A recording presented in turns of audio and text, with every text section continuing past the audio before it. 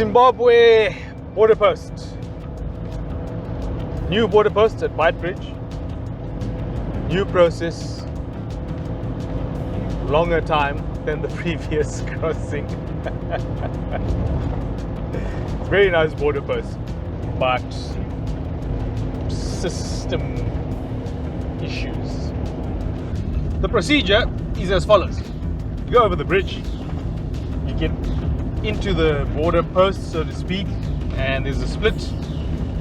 One lane is for trucks, commercial vehicles, etc., and the other, even though it was labeled buses, was apparently for light vehicles as well. Step 1, Port Health. They'll check your COVID vaccination certificates. If not, you have to have a PCR test that says you're negative, and I think that must be less than 48 hours old. They give you a couple of little stubs, little paper tickets that are stamped Port Health, and you must keep those with you because you need to submit those at immigration. Step 2. Step 2 is you get a token, vehicle token. As you drive through, there's a little boom, not quite a boom, but anyway, it's supposed to be a boom, a little shed with somebody in an office, and those people give you a vehicle token, which is basically a piece of paper with a QR code in it that says what kind of vehicle you have. And that's where our problems start, but more of that later. Step 3, into the parking lot and find a parking. Step 4, into the building. When you get into the building, the first thing you've got to do is go and pay your bridge fees, and that fee was 125 Rand for us. Note that that payment is cash only. Once you pay that, of course, you get a slip and so on, but you'll also get your gate pass, which is what you need to get through the gate. So you get that, and that'll get stamped a few times onwards, as I'm going to explain now. Next step is step 5, immigration. And immigration, they will give you a form. It's a little white form where you've got to fill in your basic details, typical immigration form, and they will stamp your passport. You've also got to hand in your stubs that you got at the first Port Health facility when you enter the border post. You'll get your first gate pass stamp at immigration. Next, you go off to the Port Health office, which is another Port Health office, and there they will check your COVID certificates again, and they will also stamp your gate pass. The Port Health office is kind of obscure. It's in the building, it's a little white door, there's no signage, etc. The rest of the stuff is very well signposted, and there are railings for queues, etc. Not that anybody respects those very much, but anyway, that's the situation. It is signposted, but the Port Health office is not. Next step, very obscure. You wouldn't know it if someone didn't tell you. You've got to go back outside into the parking lot, and you've got to find a customs official who will confirm your vehicle. Look at your vehicle and say, yeah, that's the right vehicle, and he will give you a stamp as well. Then you're going to go back into the building to the revenue authority. So next step, of course, into the building to the Zimbabwe Revenue Authority, ZIMRA counters, and there you will pay a fee of $50 US dollars or 800 Rand, again in cash, and that is for carbon tax, third-party insurance, and for your temporary import permit for your vehicle. Next step, out again into the parking lot. There's a couple of containers, not labeled, but there's a couple of containers on the northern side of the parking, and that is the Zimbabwe Police, ZRP, Zimbabwe Republic Police, and they will check your documents, possibly look at your car, and they will also give you a stamp on your gate pass. Back to the customs official, the elusive customs official, one of the elusive customs officials in the parking lot. You'll find these guys and find that person, and then they will go to your car with you and confirm that you're not importing illegal things or things that you haven't declared or whatever the case is. They may search your car. Our car wasn't searched, and then they will give you your final stamp of approval, stamp of freedom, stamp to enter the Republic of Zimbabwe.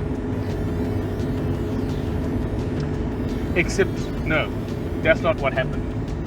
So, we got the stamp of approval. We went to the gate to drive out, and then they check all your documents, your gate pass, And then they said, no, this is the wrong border token. Our border token said minibus on it. Obviously it's not a minibus, it's a station wagon, or one-more station wagon. And they said we must go back in the building and we must change the token. But the people in the building can't change the token because they can't see the car. The guys that give you the token and see the car and then says, this kind of car can give you that kind of token. So we got given a minibus token. So from there you go in circles, finding people, trying to fix this problem. And eventually we got some assistance. Somebody came out, had a look at the vehicle, spoke to their manager, sent pictures, and the manager said it's a minibus, or an equivalent of a minibus, and because of the size and weight of the vehicle. And so we've got to pay an extra $40 for this type of vehicle, this load rating. So back inside, pay $40, get another token with proof of payment, etc. And that says minibus or whatever. And then go back, present the token of freedom and the stamped gate passes, and we actually got out of the border post. Amazing experience. So that whole process took close to 3 hours. Probably could have been a bit quicker if we knew what we were supposed to do at every single stage, and if we hadn't had this confusion with the minibus.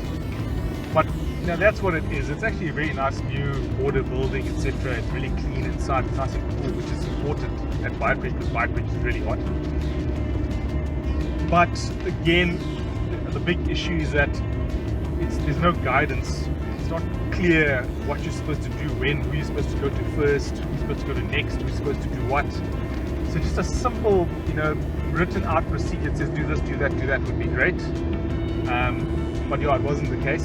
So that does cause a bit of delay. And unfortunately, there are a lot of touts, people bringing in papers and handing them straight in at the window. So you never get to the front of the queue, and then finally get front again, and suddenly there's a whole bunch of people around the window that are trying to push in. So it's a very frustrating process from that point of view.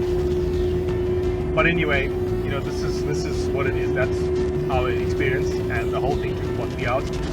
Now, somebody else also came in, two sets of people, one set of people in two cars, South Africans, and they had a double cab with a trailer and a double cab. The double cab was given a private vehicle token, and the double cab with the trailer was given a minibus token. So they went through the same kind of process as us, and eventually also paid the $40. And I hope they got through the process and let people move it behind us in that process.